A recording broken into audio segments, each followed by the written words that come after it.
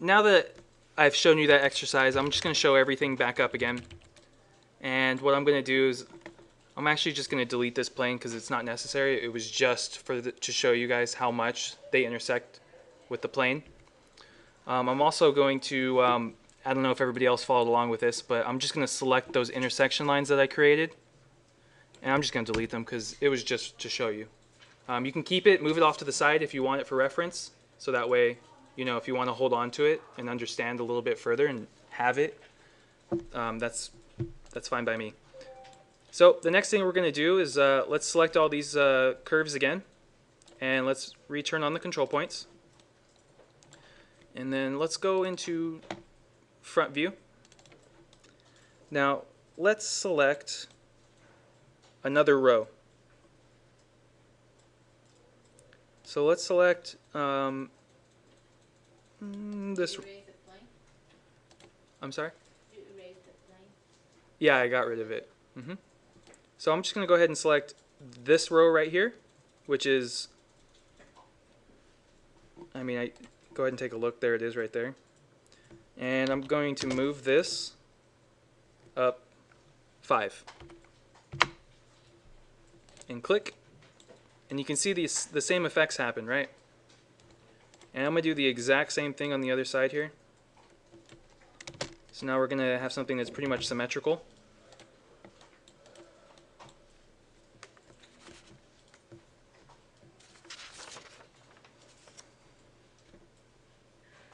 Okay.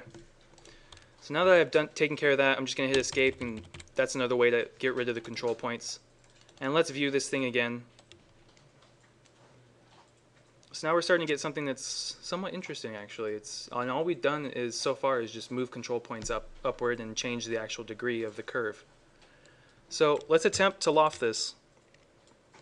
So I have a new layer selected, just the red one, just so the loft comes up on a new layer. And I'm just going to select all these and type loft. And I'm just going to keep it normal, keep everything about it the way it is, and hit OK. And then I'm going to hide the curves that we use and just kind of look at the loft for now. So let's notice something here that, yeah, the two endpoints, they're very sharp, right? And kind of creates sort of like a kinking motion right here. So let's attempt to adjust our ones.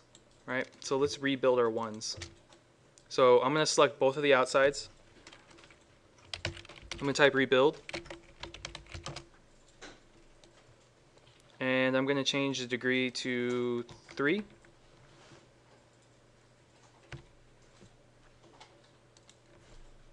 And hit OK. And you notice even though we changed it to 3, it didn't revert back to what our 3 looks like, right?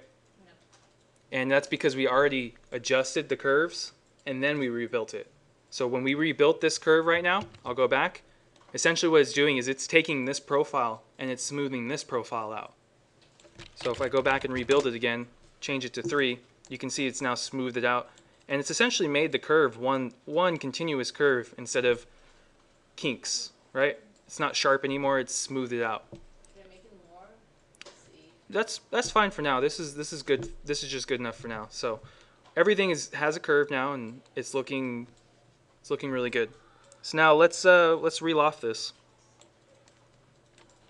and I'm gonna keep that red layer off, and I'm just gonna highlight. I'm gonna select the purple layer here so we can show our new loft here, and select all those lines and type loft, and then I'm gonna hit OK. And I'm going to turn off the curve so we could just view the loft. And this loft looks a lot cleaner, doesn't it, in comparison to this loft? So you notice if you look at all the ugliness going on here, all the extra lines that are on here, it doesn't look too good, right? And if we go to the purple one and view that one, we notice that it's a lot smoother.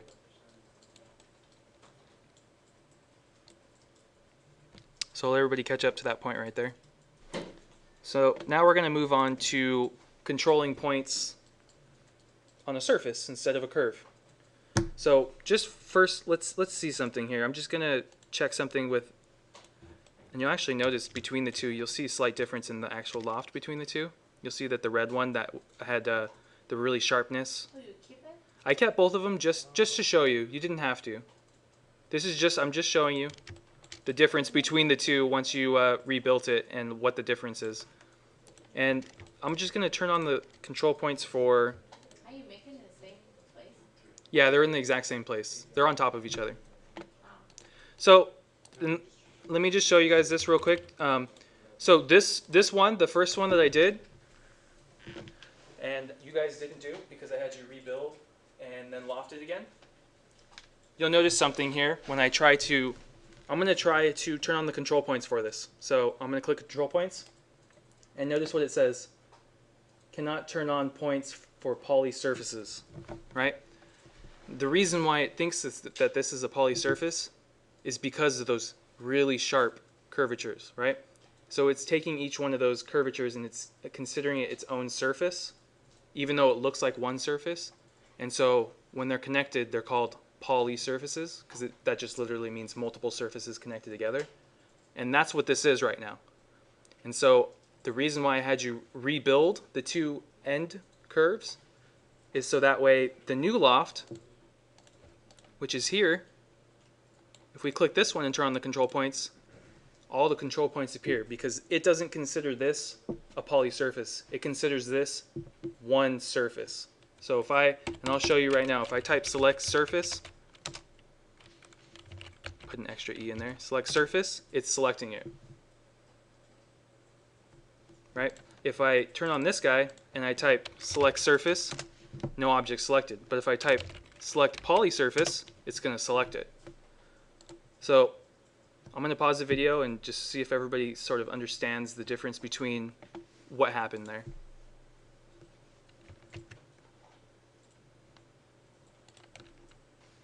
Okay, so I went over without recording it the difference in more detail between, well, what we achieved between our two lofts here and why we decided to rebuild our two outside curves.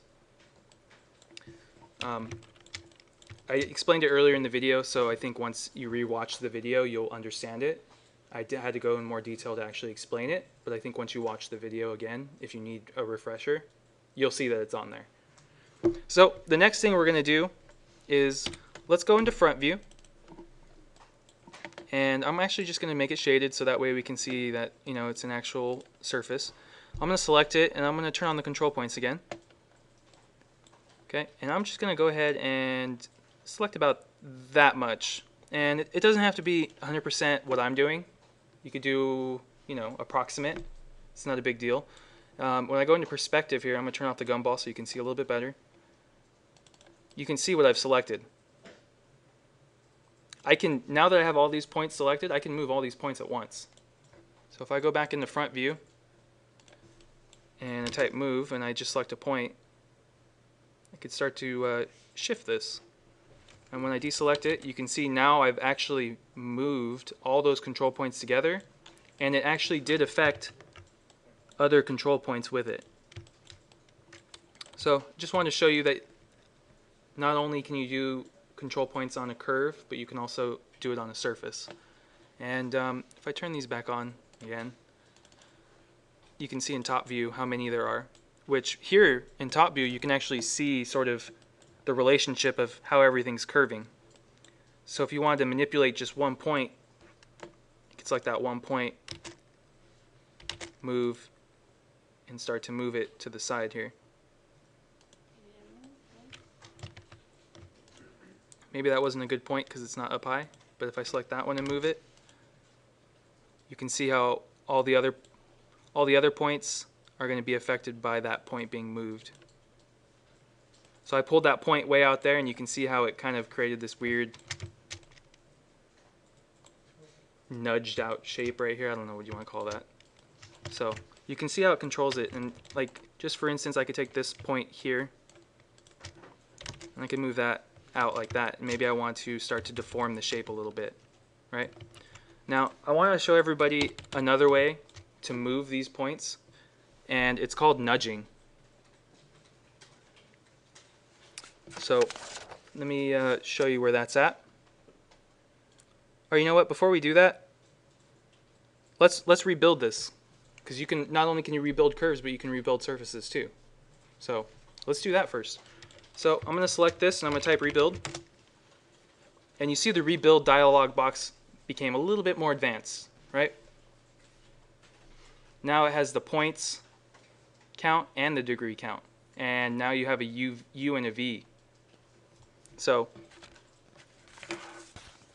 let's go ahead and set it up a specific, let's put in specific parameters here. So in the rebuild dialog box, let's change the point count to 8, which it says 8 there, so let's keep it at 8. And let's change the V to 13. And then in the degree, let's keep 3 for both. So everybody remembered how many points there were, right? When I turn on the control points on this. Now when I do this and I turn on the control points, you'll see there's fewer control points to choose from, and they're actually further off the object. And so now this is actually going to make my object even easier to manipulate. Now I can just select these 3 points way up here, and when I move them, it affects just those 3 points. So I've essentially simplified the amount of control points that were allowable here. So now I want to show you how to nudge things. And nudging things is moving them with the arrow keys, and essentially you click the arrow key down here and it's just going to move it a certain amount of increment. And you can actually control the increments of that. So if you go to Tools and you go all the way down to Options, and under Modeling Aid, we have our gumball and other things which you can change the settings on those as well. So just so you know, you can change those things if you're not comfortable with the way the gumball is. Also with the Smart Track, you can adjust that too, but we're looking at nudge. And so the nudge here, if you read this, it tells you that the Alt plus arrow keys will nudge it. So that's how you do it, right? And underneath this, it says the nudge direction. Now what we're choosing is the C-plane axis. I'll get into what the C-plane is. I can actually just describe it really quickly, and then we'll get into more detail tomorrow. The grid that you see behind this dialog box, that's your C-plane. It starts off at 0, 0, 0, right? It's always at the 0, 0, 0. You can actually manipulate where the C-plane is. You can move it. It doesn't need to be there always. You can take it and you can, let's say if you have a surface, you can apply it to that surface. So you can actually rotate your C-plane. You can move your C-plane elsewhere. It doesn't have to be fixed. And so it makes this really powerful, where if you want it to adjust to your C-plane when you nudge things, and you change your C-plane and then you nudge something, it's going to nudge based off of the way you change the C-plane. The world axis, now that is what you can think of as just your left, right, your up, your down. Essentially what you would think of as this grid right here. If you chose world axis and you click to the right on the arrow keys, it's going to move your point to the right. It's going to move your point to the left if you do left. But if you have the C-plane on and you rotate your C-plane, you know, it's going to adjust to that C-plane. So you'll understand that a little bit more once we talk about moving your C-plane around. Underneath that is your nudge steps. This lets you choose the increments of how much you want your nudge to be affected. So right now if you did Control with the nudge key and then you did the arrow, it would move 0.05, where if you hit Shift, it would move actually 2 feet. So we're not going to change any of this stuff. You can if you want to. It's just how much you want it to actually affect. So let's say if I turn, and let's do it with the curves first before I do it with the surface so it's simpler. So I'm just going to select just this, or I'm going to select all these and hide it, and I'm just going to have just this one here. And I'm going to turn on the control points, and I'm going to select this one point here. And if I hold down Alt and then I use the arrow key, you can see it shifted it. and you can choose with the arrow keys up, down, left, right which direction you want that to go. And if you notice, it moves in an increment of two grid points. Oh, you did? Hold down Alt, press Alt, and then use the arrow keys.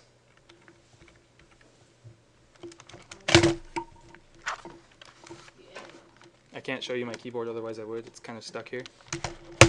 I will pause and walk around and make sure everybody gets that. Okay, one last thing to show you before I stop this video. When I showed you the nudge and you held down Alt and you went side to side and front and back, right? So you're wondering, how do I get it up in the air? So the way you're going to get it up in the air is, instead of using your arrow keys, you're going to use page up and page down on your keyboard, which is just up above it. And if you go page up, it's going to take that point upward. If you go page down, it's going to take that point downward. And you have to hold Alt to make this happen. So locate where page up and page down is. It's just above the arrow keys, next to end and home. It's to the right of it. And that's going to allow you to move your control point upward. So this is incremental control of your control points.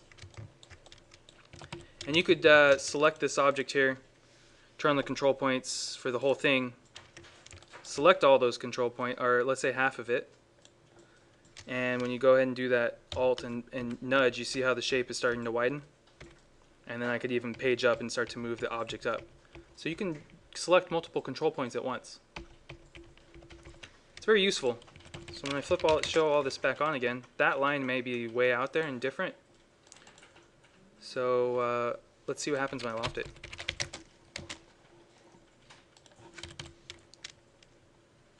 So now you can see it starts to take on that profile instead. Okay. So this is the one I want, I believe. And those are the control points I use.